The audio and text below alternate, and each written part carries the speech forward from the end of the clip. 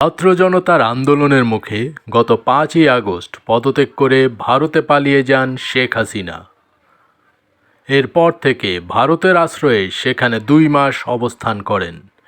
এবার ভারত ছেড়ে শেখ হাসিনা সংযুক্ত আরব আমিরাতে আশ্রয় নিয়েছেন বলে গণমাধ্যমে খবর চাউর হয়েছে। এর আগে গুঞ্জন ছড়িয়ে পড়ে ভারত থেকে তিনি অন্য কোনো দেশে পাড়ি জমাতে পারেন।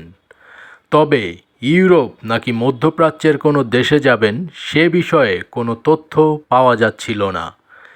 এ নিয়ে ভারতের সরকারও স্পষ্ট করে কিছুই জানায়নি। অবশেষে খবর বেরিয়েছে শেখ হাসিনা ভারত ছেড়ে অন্য কোনো দেশে পাড়ি জমিয়েছেন।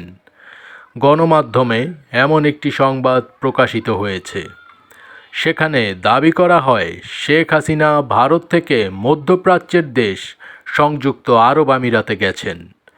ওই প্রতিবেদনে উল্লেখ করা হয় দেশটির আসমান শহরে তিনি আশ্রয় নিয়েছেন। তবে ঠিক কবে নাগাদ তিনি আরব আমিরাতে পৌঁছেছেন তা এখনও পর্যন্ত জানা যায়নি।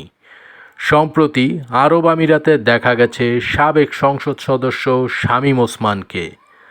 ধারণা করা হচ্ছে আরব আমিরাতের আসমান শহরে শামীম ওসমানের বাড়িতে আশ্রয় নিয়েছেন সাবেক প্রধানমন্ত্রী শেখ হাসিনা।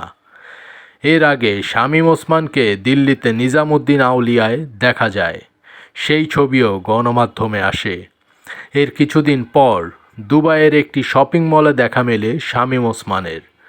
সেখান থেকে ধারণা পাওয়া যায় সংযুক্ত আরব আমিরাতেই অবস্থান করছেন শামীম ওসমান।